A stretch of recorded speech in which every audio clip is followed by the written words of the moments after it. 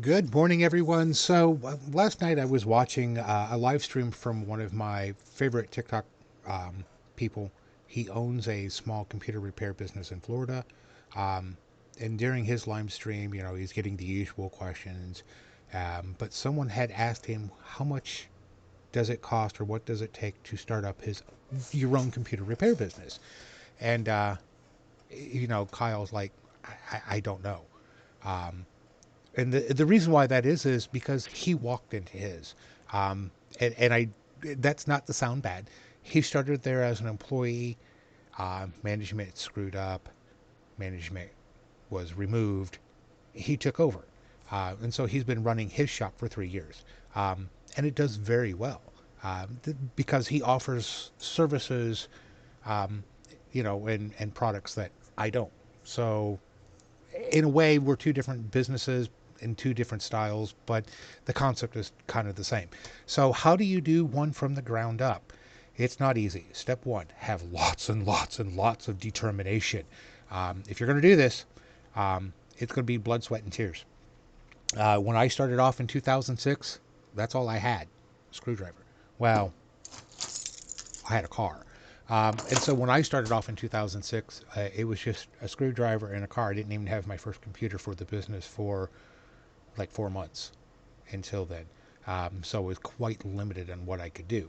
But what I could do is simply because, and anyone who has been around me long enough or worked with me knows this, I joke that computers talk to me.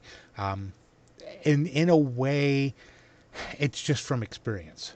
You've seen videos where I've talked about where a hard drive is kind of like stuck, and I knew it was bad, and then later confirmed it was bad.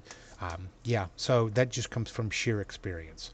Um, but yeah, just you can start from the ground up, but a lot has changed since I started in 2006. So if you're going to do it, sheer determination, in and out every day, even on the days you want to give up, you got to go do it. Um, Hammer your social media accounts. Every group that will allow you to post in there for free and advertisement, don't overdo it, but put an ad in. Go hang up flyers in your local grocery store. Go hang up business cards in your laundromats. Um, Talk to other small businesses if you're starting off because you want both the residential side and the small business side. You want that diversity.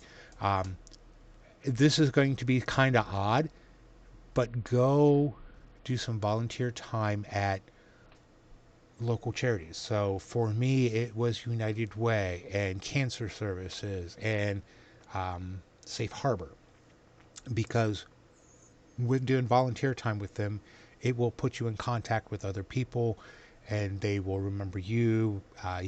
Hey, you put in some volunteer time. Maybe you're a better type of person than the average person. Let me give you a try. Um, Find a niche that works for you. I have two. Obviously, in home service works very well for me because I live in farm country. So what I have to kind of deal with is people who are elderly, can't move their computers, don't know how to undo their computers. I have people who don't have driver's license, so they can't come to me, um, or whatever reason they can't come to me. So I come to them. That's my number one niche. The second thing I do, and it's unique to me, is the speed of service. You drop your computer off today, there is a 95% chance that you will have it back tomorrow. So find out a service that's going to work for you. Now, in the example for Kyle, I don't know if he does in home service or not, but his niches are cell phone repair, Mac services, along with computer repair. So those are his niches and they work for him. In my case, it's just Windows computers because that's what's 95% of my market. Okay, 85%.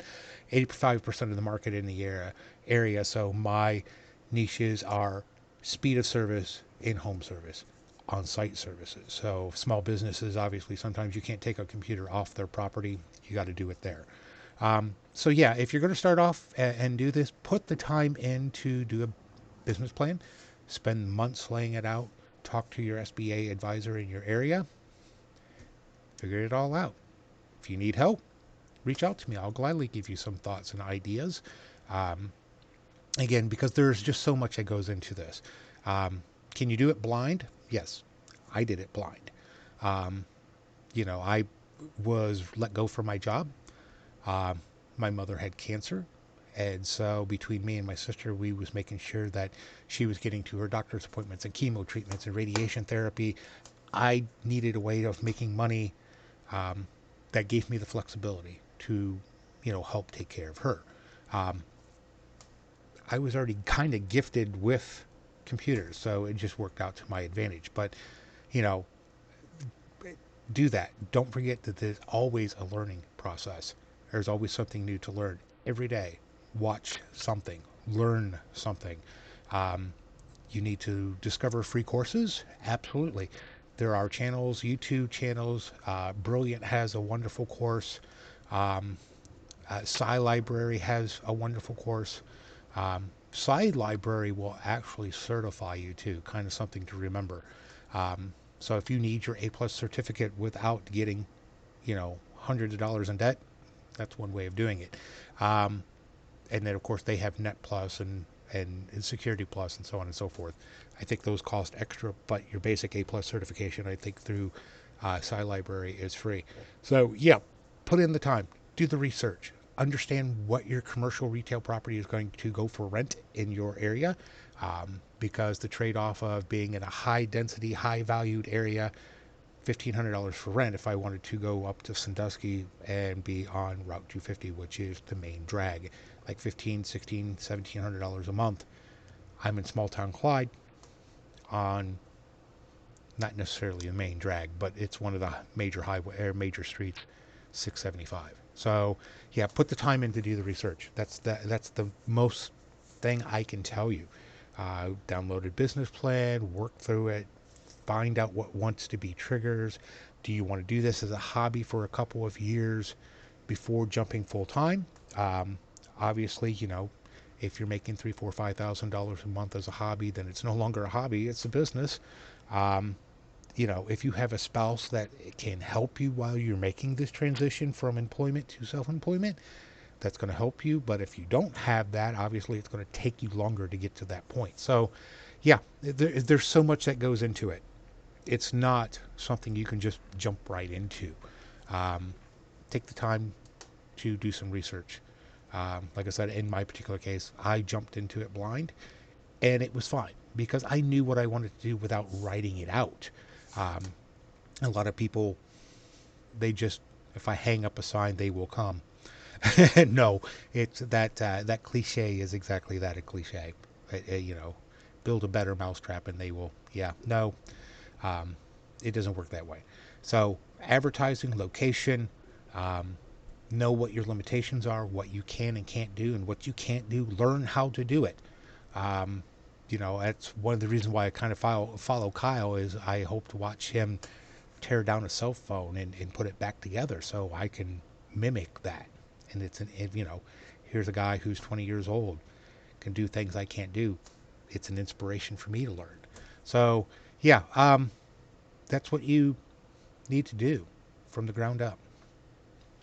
Start with the paperwork first. Find out what you need, find out what you need to learn, and go from there. If you need ideas, suggestions, thoughts, feel free to throw them in the comments here. I have no problems answering questions. Might not be the right ones for you, but I will give you answers. Like I said, and check with your small business administrative advisor for your area, and check with other small businesses, and go from there. So that's how do you do it from the ground up. Step one, sheer determination. Step two, lots and lots of planning. And the two will go hand in hand. So that's just my thoughts on how to start up a computer repair business from the ground up. Not hard, not difficult, but it's hard and difficult. It's an everyday adventure. So anyways, I hope that was insightful. You guys have a great day. I will talk to you later. If you need to get a hold of me, there's the phone number. That's our address. Talk to you later.